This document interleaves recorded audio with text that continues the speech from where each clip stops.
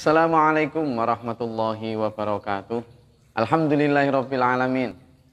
Allahumma shalli wa sallim wa barik ala sayyidina Muhammad wa ala alihi washabihi ajmain. Alhamdulillah. Bertemu kembali setelah 2 pekan kita tidak bertemu. Selamat Hari Santri. Nah, ini pas momennya adalah momen Hari Santri dan saya ditemani oleh seorang santri. Seorang santri, bisa kenalkan Gus, siapa namanya? Memperkenalkan diri, nama saya Guswillah Kalia Mukhtar. Siapa? Siap, santri Guswillah Kalia Mukhtar. Panggilannya siapa ini? Panggilannya bisa dipanggil Villah atau Gus Yang. Oh, Gus Yang. Oke, Gus Yang. Kita akan bincang-bincang sampai 30 menit ke depan tentang santri. Makanya kita lesehan, kita sarungan. Karena kita akan bicara tentang santri, apa itu santri, bagaimana kata santri itu dari mana, kemudian dulu bagaimana santri itu, lalu apa stigma-stigma tentang santri, dan juga mungkin kita akan bicara sedikit tentang bagaimana sih seharusnya santri itu. Oke Gus Yang, bisa menyantri di mana? Pernah nyantri di mana Gus Yang? Saya sudah pernah menyantri di Pondok Pesantren SPMA dan pernah di pondok lain juga. Oke, di mana? Di kota mana? Di kota Mojokerto. Oke, siap. Berarti sudah hendak hanya di satu kota. Tapi sekarang masih nyantri juga ya? Siap masih. Oke. Para pemirsa, kita dihadiahi sebuah hari namanya Hari Santri. Dan biasanya kita rayakan dengan arak-arakan, syukur. Kemudian ada juga yang dirayakan dengan menghatamkan beberapa kitab sebagai ciri khas pondok pesantren. Sebelum kita bicara tentang apa itu santri, saya ingin berbagi sedikit, mungkin ada juga yang sudah tahu, tapi mungkin yang belum tahu ini, saya ingin berbagi, apa sih sebenarnya santri itu? Sebenarnya kata santri sendiri, banyak orang yang berbeda pendapat, kayak misalnya ada seorang sejarawan luar negeri malah yang meneliti itu, seorang profesor namanya Profesor Jones, itu mengatakan bahwa santri itu malah berasal dari bahasa Tamil yang artinya adalah guru. Berbeda lagi dengan C.C. Borg, seorang sejarawan juga yang meneliti itu, dia mengatakan bahwa santri itu sebenarnya berasal dari kata sastri. Ya, dia dari bahasa Sanskrit, Sangsekerta, yang artinya adalah orang yang mengetahui atau mendalami ilmu agama. Ada juga yang mengatakan bahwa seorang peneliti juga, seorang researchers, seorang yang bernama M. Satufardi dan B.N. Tiwari itu mengatakan bahwa santri itu berasal dari kata sastra atau yang artinya buku. Nah, orang-orang yang mendalami kitab-kitab itulah yang kemudian mengadopsi kata santri. Tapi ada juga yang mengatakan dan berpendapat bahwa santri itu dari kata cantrik. Ya, kata khas Jawa, santri itu pelayan seorang pendeta zaman dulu sebelum datangnya Islam. Lalu Islam, cantrik adalah seorang yang melayani dan mengabdi pada guru, pada kiai yang tanpa upah. Justru upahnya ini yang menarik. Upahnya adalah berupa ilmu dari kiai itu. Maka cantrik lama-lama menjadi santri. Nah, sehingga pesantren itu mengambil kata dari santri, pesantren adalah tempatnya santri. Sementara kalau pondok itu dari kata funduk yang artinya asrama. Dulunya kalau kita baca banyak buku referensi itu sebenarnya santri itu dulu ya, zaman dulu itu. Nah, ini juga perlu nanti kita bahas bareng tentang bagaimana masa, kalau mungkin Gus Yang, nanti juga silakan cerita mungkin yang ada ditanyakan. Kalau sekarang, kalau santri dulu ya, itu memang santri itu belajar ke pesantren itu khusus memang hanya untuk bicara ilmu agama. Murni wes, dia belajar di situ memang khusus untuk mempelajari ilmu agama. Sehingga pesantren zaman dulu memang lulusan atau produk yang dihasilkan adalah orang-orang yang benar-benar zu'ama, orang-orang yang benar-benar allamah, ya, orang yang benar-benar alim dalam hal ilmu agama. Kamu memang fokus. Jadi sebenarnya di pesantren sendiri itu sudah satu hal yang sifatnya sangat fakultatif, artinya orang yang memang benar-benar fokus di satu disiplin ilmu, yakni ilmu agama. Itu zaman dulu.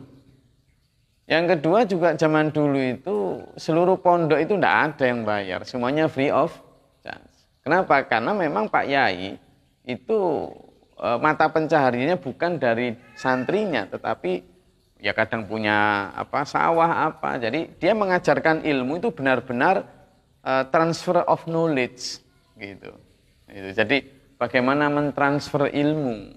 Nah, kita nanti nggak banyak bicara tentang teori pendidikan, saya akan bicara itu.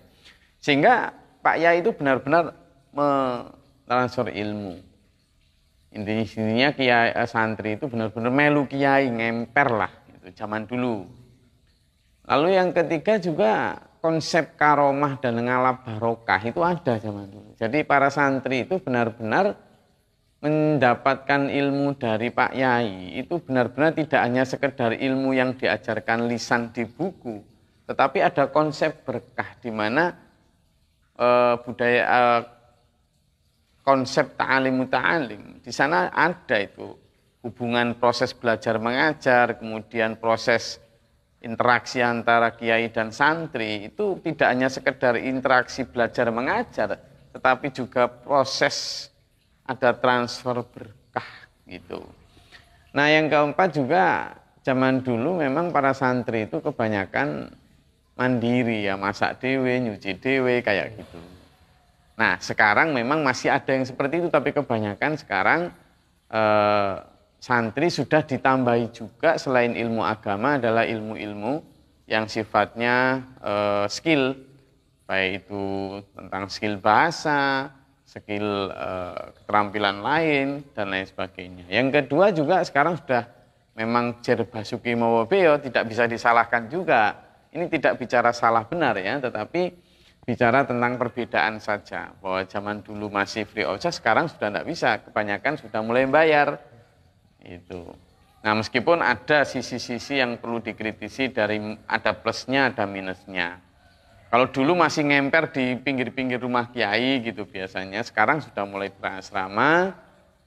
Yang ketiga juga ngalap berkah itu malah kalau sekarang kalau santrinya sudah puluhan ribu gitu malah kadang nggak kenal kiainya yang utama. Itu. Apakah plus minus itu saya tidak bicarakan itu. Nah, santri juga kalau zaman dulu masak dewe sekarang sudah mulai catering, laundry dan lain sebagainya. Itu sekilas Mas ya. Oke. Sebagai bahasan awal begitu. Nah, santri itu kalau menurut Gus yang gimana? Apa yang mau diketahui dari yang mau ditanyakan? Silakan. Sering Gus, saya sebagai santri itu sering merasa ilmu dan akhirnya itu muncul merasa sombong. Bagaimana mengendalikan sifat-sifat seperti itu? Nah, ini yang perlu dirubah yang. Jadi santri itu punya stigma. Stigma itu kayak cap yang buruk zaman dulu ya. Santri itu kan gini, sebelum kita bicara tentang merasa baik, merasa benar tadi. Santri itu kan dulu dikesankan 3K ya. 3K. Kumuh, kuper, kolot. Apa? Kuper. Coba. Kumuh, kuper, kolot. Nah, itu santri gitu. Jadi santri itu dibilang kayak kuper, nggak tahu mana-mana, kumuh, ya bajunya itu aja gitu, nggak fashionable gitu.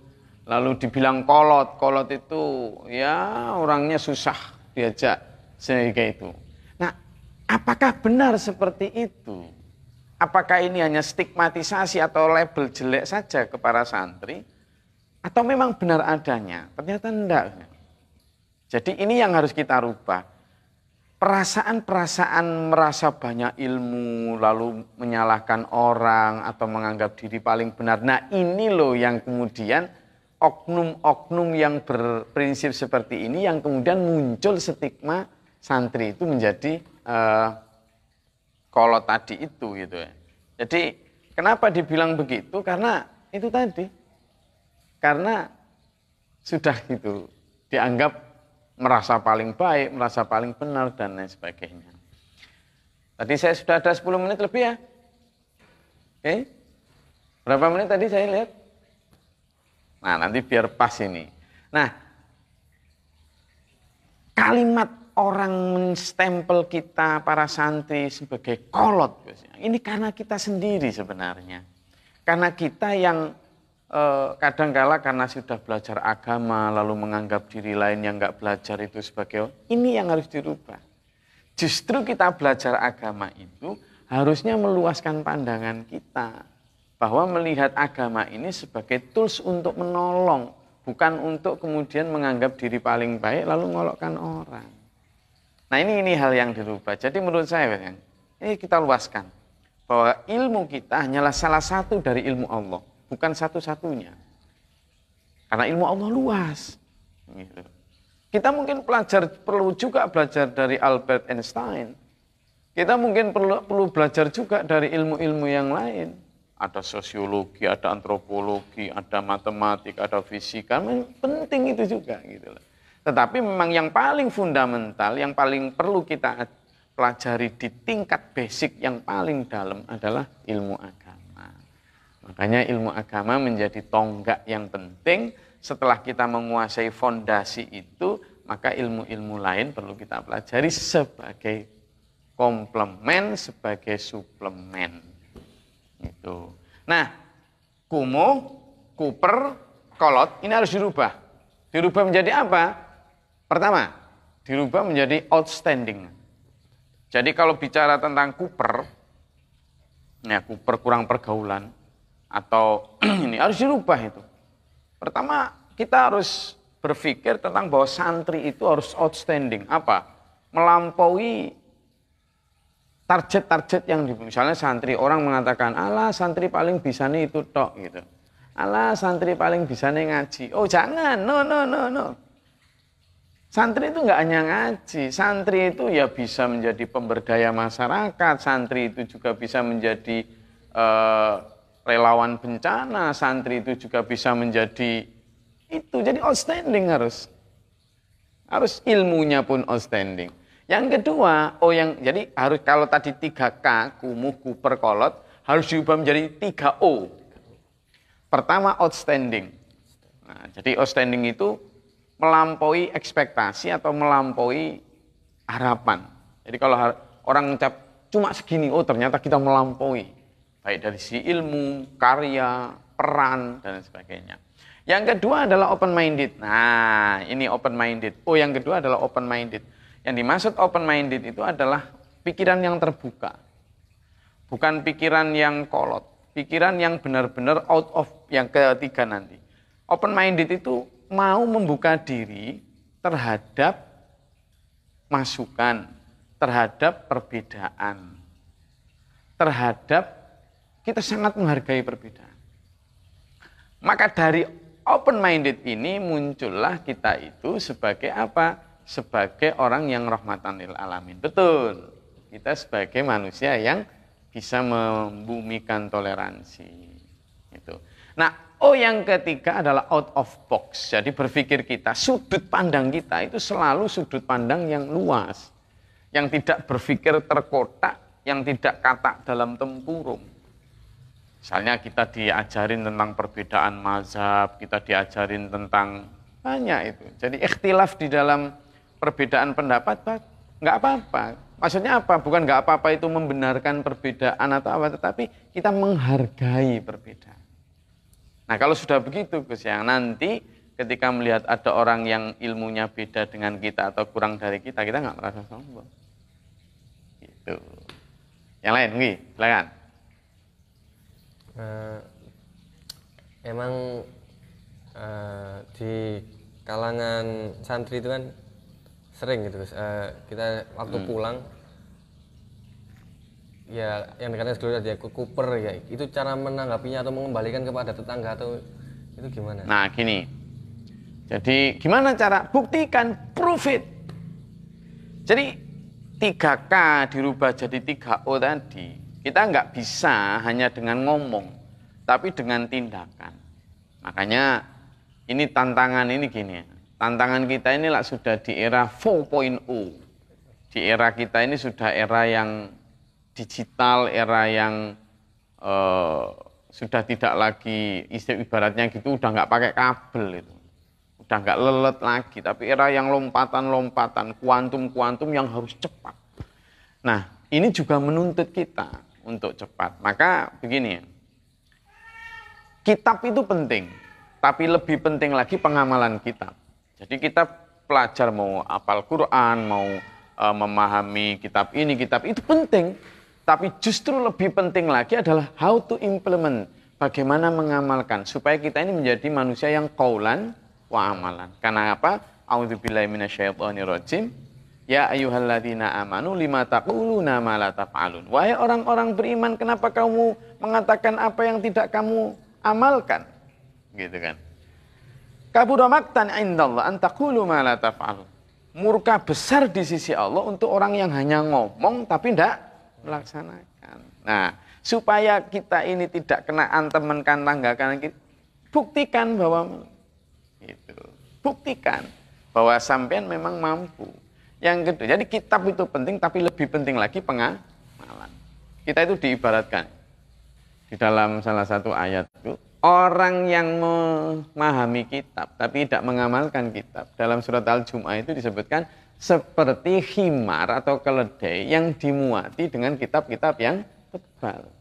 Nah, jangan sampai kita jadi santri, itu tumpukan kitab kita tinggi, apal banyak kitab, ngerti ilmu nahwu, sorof, ini, batik, mantek, bayan, pahani, balaghah dan sebagainya. Tapi ternyata kita sama tetangga tidak pernah nyapa.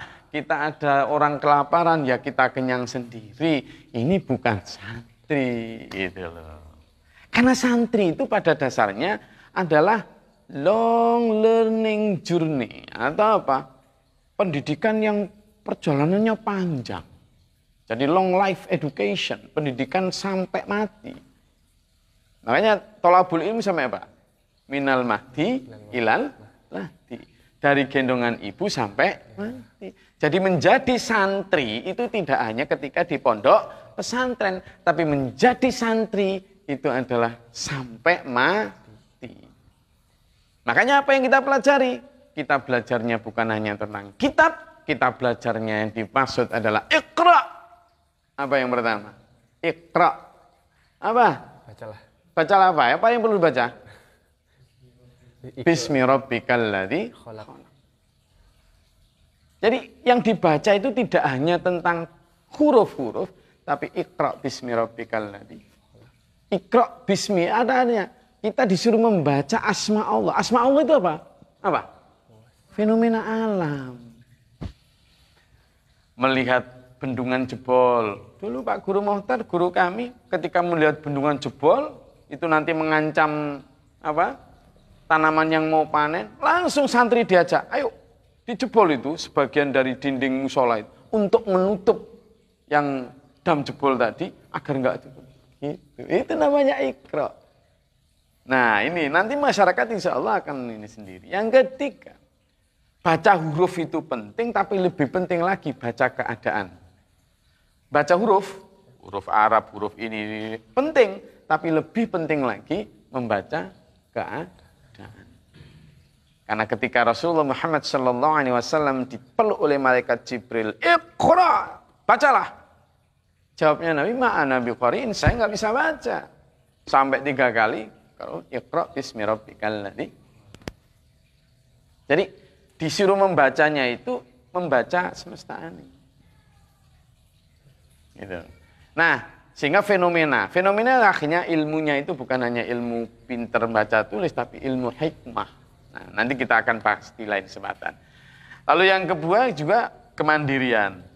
Ya, santri harus menjadi socio entrepreneurship, seorang yang punya kemampuan keswadayaan dan entrepreneur dalam hal sosial, tidak hanya dalam hal ekonomi. Juga harus jadi agent of change, Gus Yang. Jadi kalau kita bicara sejarah, sejak dulu lulusan pesantren selalu banyak yang jadi tokoh, banyak yang jadi tokoh. Jadi nggak kaleng-kaleng gitu. Jadi nggak ada ceritanya santri nggak bisa makan itu. Kalau santri lulusan pesantren lalu takut nggak bisa makan, kamu bukan santri. Karena santri itu sejak di pondok itu sudah diajarkan kemandirian yang luar biasa. Jadi kalau santri terus pulang susah nyari kerja itu berarti nggak dapat ilmu.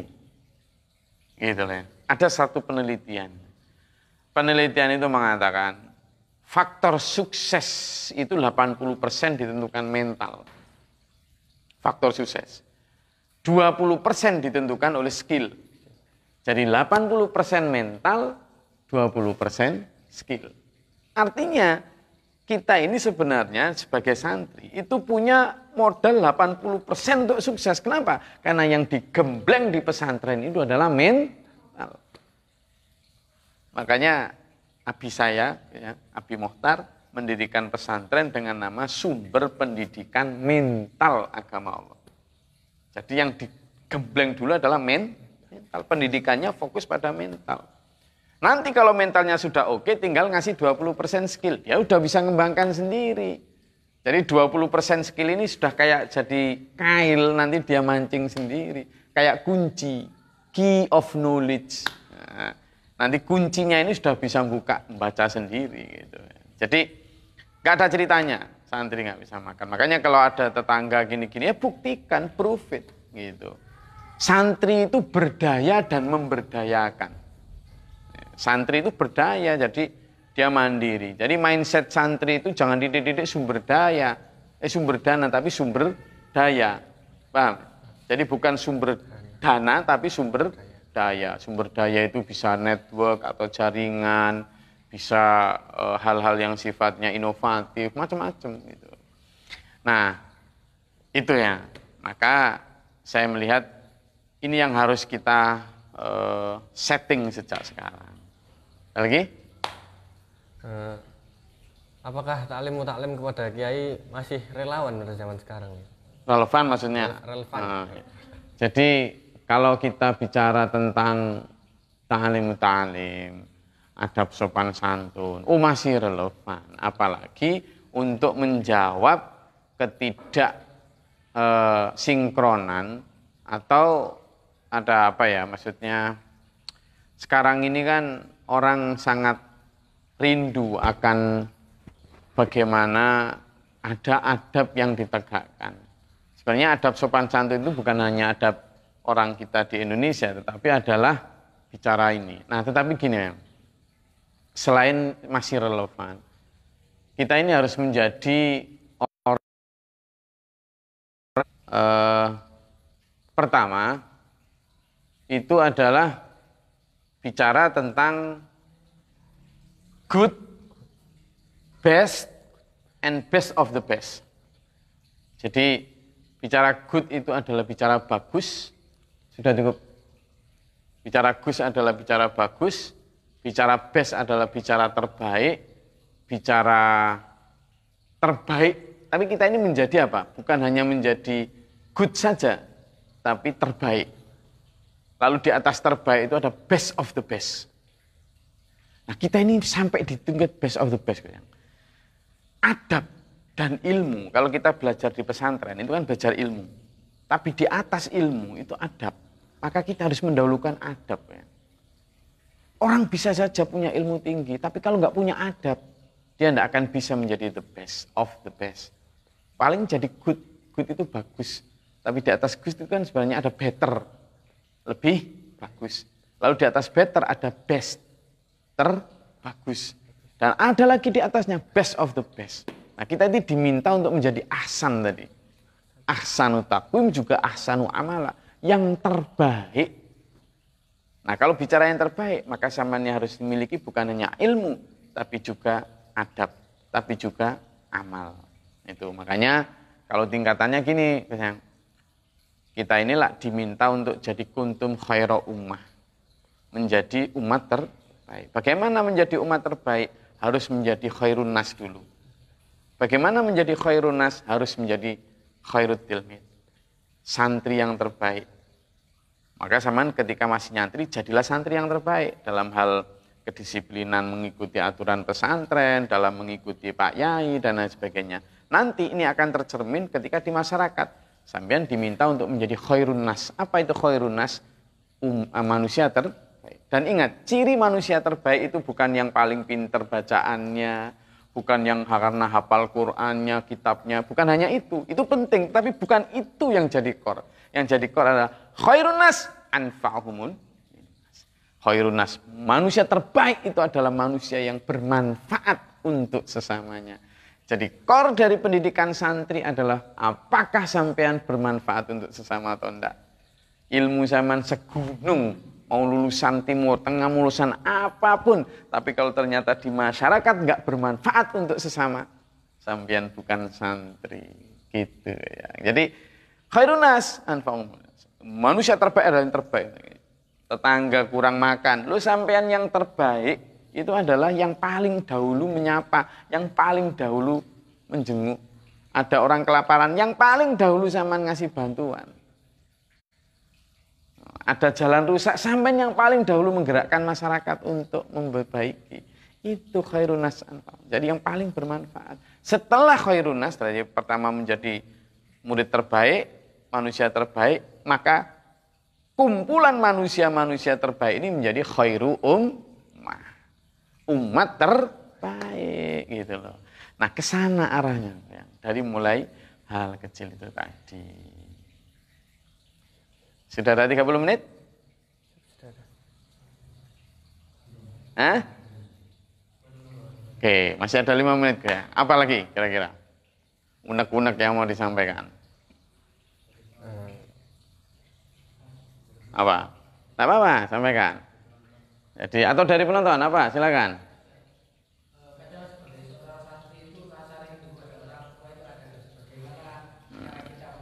Nah itu tadi termasuk belajar. Nah, kalau masalah rindu itu nggak hanya santri, siapapun ya punya rasa rindu. Justru di situ kita belajar kemandirian, mengelola emosi dan lain sebagainya. Ada lagi? Ya.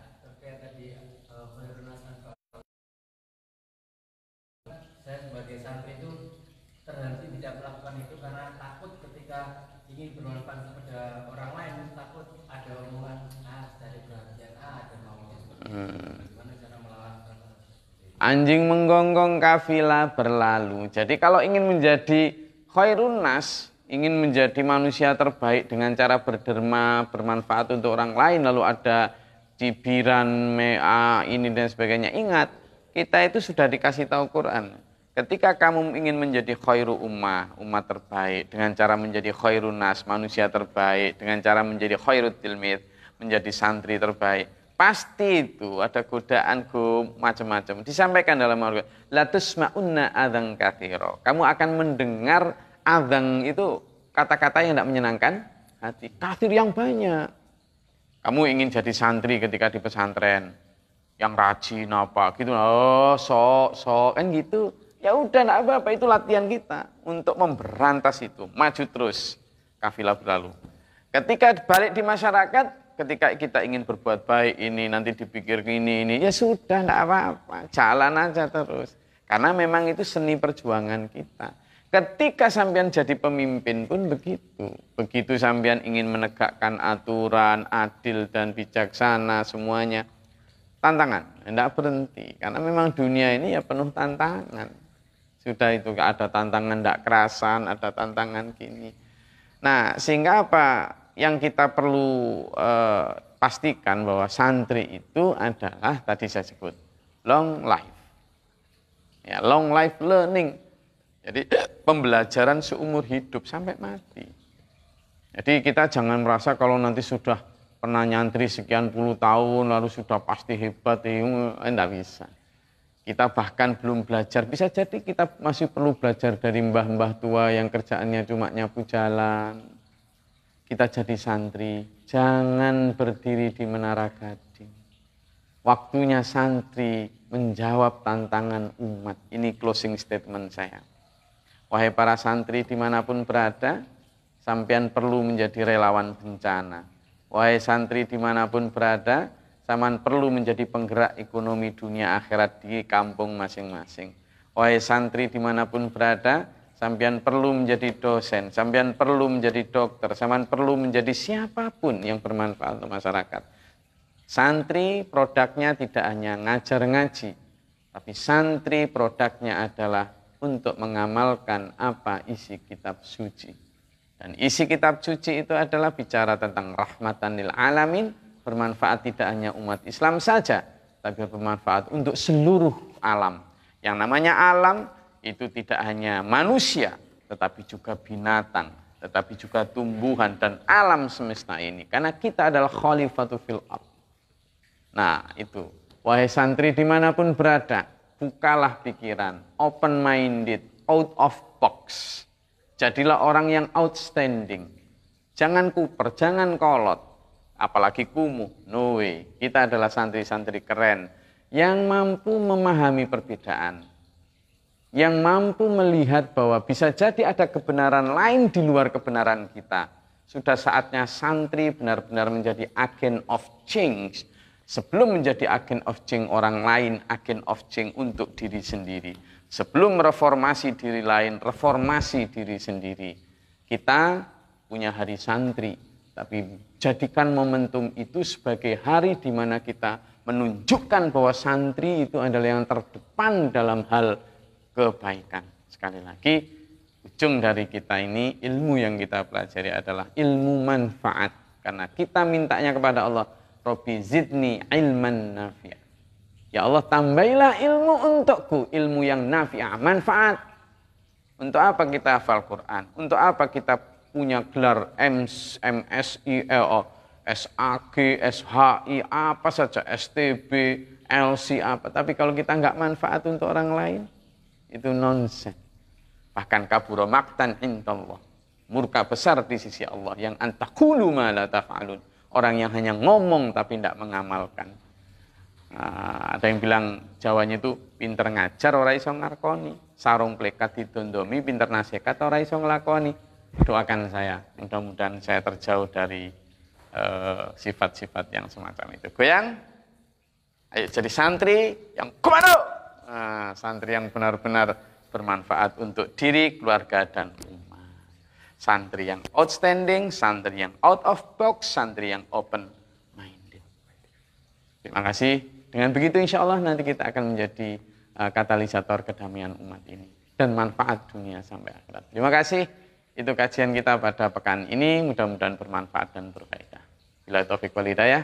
Wassalamualaikum warahmatullahi wabarakatuh.